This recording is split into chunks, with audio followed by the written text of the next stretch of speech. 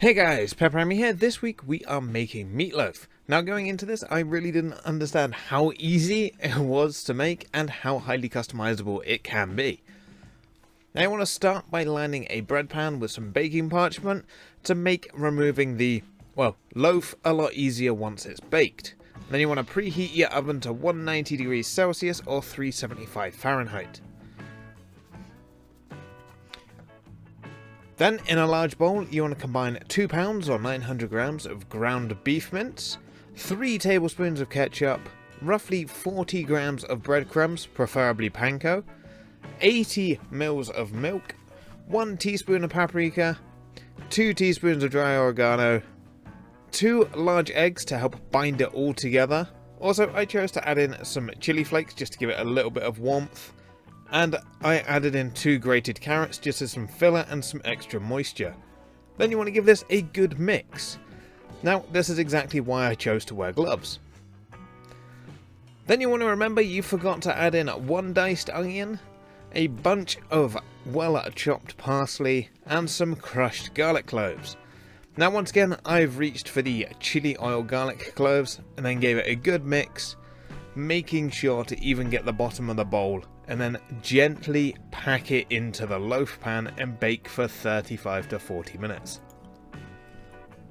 Now, whilst your meatloaf cooks, you can make a nice sauce to top. You want to combine 180 grams of tomato ketchup with 2 tablespoons of brown sugar for a bit of sweetness, 1 teaspoon of garlic and onion powder, and a dash of vinegar. Now, I chose to add raspberry red wine vinegar just to add a slight sweetness and a little bit of fruitiness to go along with the tomato flavour.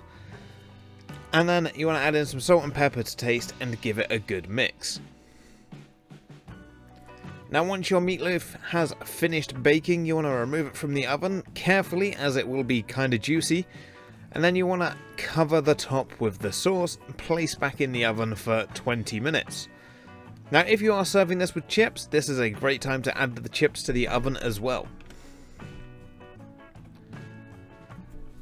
Once cooked, you want to remove the meatloaf from the oven and carefully remove it from the loaf pan. Then you want to let this rest on a plate for around 10 minutes.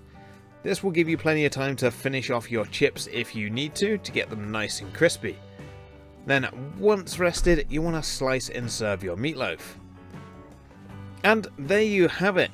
Meatloaf, exactly as described. A loaf of meat. It's kind of weird, but it is good.